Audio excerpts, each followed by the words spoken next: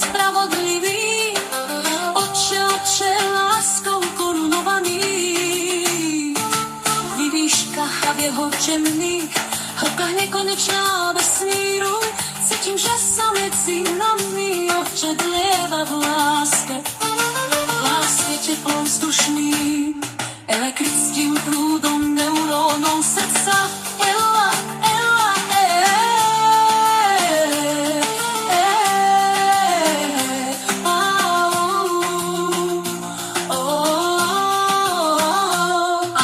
Teplovzdušným vánkom vetra ako raný svit slnka.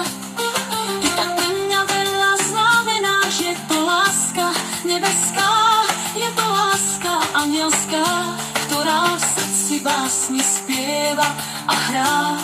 Ako túžim vás milovať samotného kráľa a vynetiou duchovnou láskou, ako to opijenie dvoch duší, presne tak, ako to vesmíre funguje tak.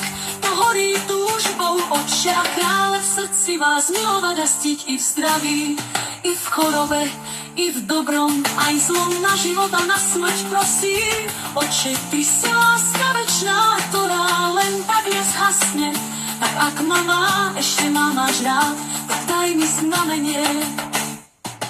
To v affinity odpojení túžim zažiť s tebou.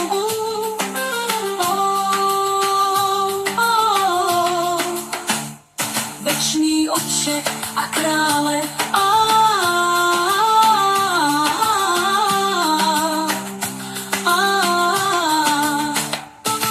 tak prosím ťa, prídi mi na pomoc, lebo ja od smedu o tvojej láske umieram. Dychtím za tebou, ako smedný jeleň po vode, si mi vzácný, ako smedný kvapka na púšti, alebo ako hladujúci na smrť, tak túžim a milovať, že o takej láske nebolo v celom nekonečne v paralelných vesmírov.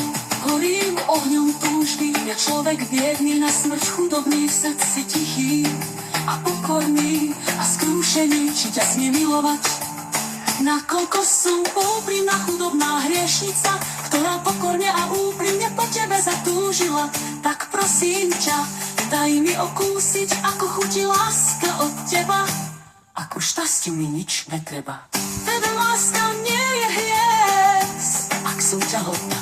O také láske, keby si vedel, ako ťa ľúbi moje srdce, dojalo by ťa to k slzám a plakal by si pre lásku Boží dni a noci a radoval by si sa sám král.